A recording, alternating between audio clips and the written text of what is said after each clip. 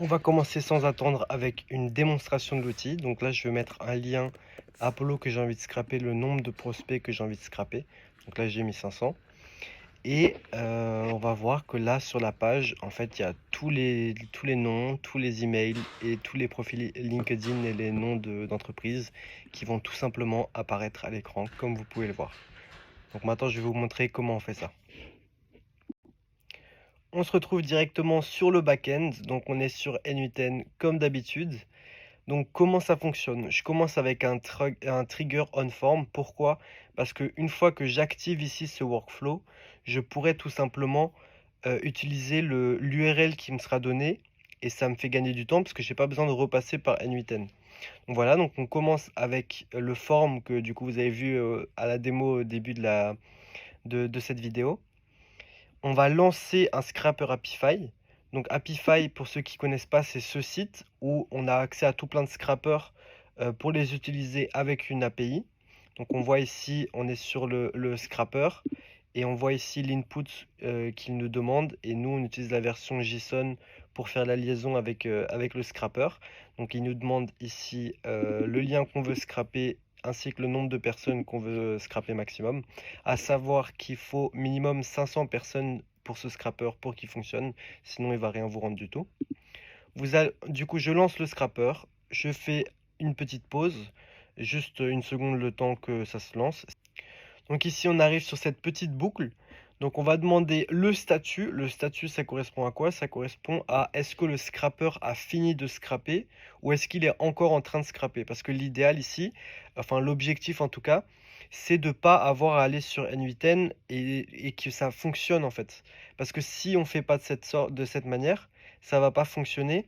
Parce que le problème, c'est que si jamais vous mettez par exemple un délai de 15 secondes, mais que le scrapper prend 30 secondes, si vous ne mettez pas de boucle, forcément, il va s'arrêter le workflow, alors qu'en fait, votre data, elle n'est pas prête. Et du coup, il n'y a rien qui va aller dans votre Google Sheet. Du coup, c'est important de mettre une boucle qui, ici, vérifie toujours le statut du scrapage en cours. Donc, je peux vous montrer le code, hein. Tant pis, je vais flouter ma clé API. Donc, on voit ici que je viens demander le statut. Après, on a un autre code. Voilà, je vous montre tout. Vous pouvez le copier-coller. On a un node code avec du coup est-ce que c'est bon ou est-ce que c'est pas bon. On va vérifier. Et ici du coup on met un if. Si le statut du coup qui nous est donné par le node juste avant égal à succeeded, donc est-ce que c'est bon, est-ce que c'est fini, là on va passer ici. Mais si c'est pas fini, du coup, on arrive ici en attente de résultat. Et ici, j'ai mis 20 secondes. Donc, on attend 20 secondes. Parce que forcément, ça prend un peu de temps à scraper pendant la démo. J'ai fait un petit cut parce que sinon, vous allez attendre une minute avant d'avoir fini la démo, quoi. Donc voilà, c'est tout simple. C'est pas plus bête que ça.